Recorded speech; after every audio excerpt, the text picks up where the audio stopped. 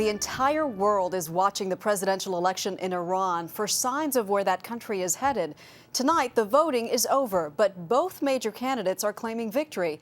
It's a battle between a hardline incumbent who's antagonized the United States for years and an opponent promising change. Elizabeth Palmer is in Tehran tonight. Elizabeth, good evening. This election has been a wild ride all the way, and it's remained too close to call right to the very end.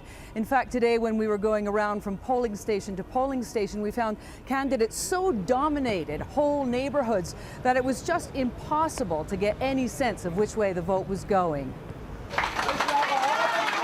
First, the challenger, Mir Hossein Moussavi, claimed in spite of dirty tricks at the poll, evidence showed that he was the winner. An hour later, sources in President Mahmoud Ahmadinejad's camp claimed that he'd won. Both sides are clearly digging in, even though official results aren't expected until tomorrow. When voting began this morning, the two main candidates appeared to be neck and neck, and Iranian voters were determined to have their say from the moment the doors opened, especially young people who make up 70% of the population. Bobby Batman-Gelij left Iran for the U.S. 30 years ago, but came back for the first time today to vote. I think it's perhaps the tipping point for the youth in Iran.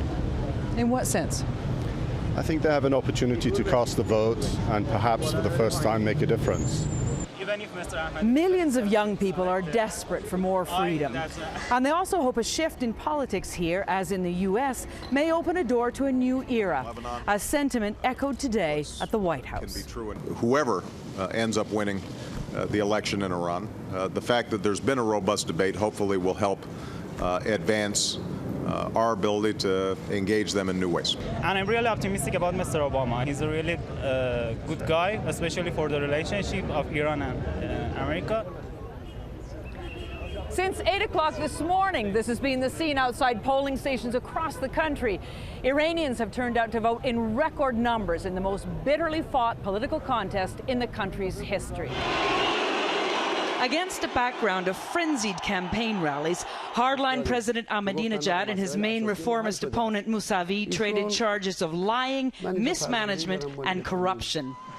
Today, opposition officials said they're worried that Moussavi's win wouldn't be recognized by the government, and millions of his frustrated young supporters would turn on the regime. Mohsen Mirdamadi is an opposition strategist. I can't imagine what will happen. But I think it will be a difficult situation. Dangerous? I hope not. All of Iran is on edge tonight, waiting to see which candidate's victory claim the official numbers support. Now, there are some early returns coming in. The Iranian Electoral Commission has announced it's counted about 20% of the votes, and of that, they're saying President Ahmadinejad has got about 80%. Now, even if that's from the rural areas, which are his base, it is a startling, I would say shocking statistic. Maggie? And Liz, it certainly conflicts with the images that we've been seeing all week there of tens of thousands of people taking to the streets for the opposition. How skeptical should we be of these claims?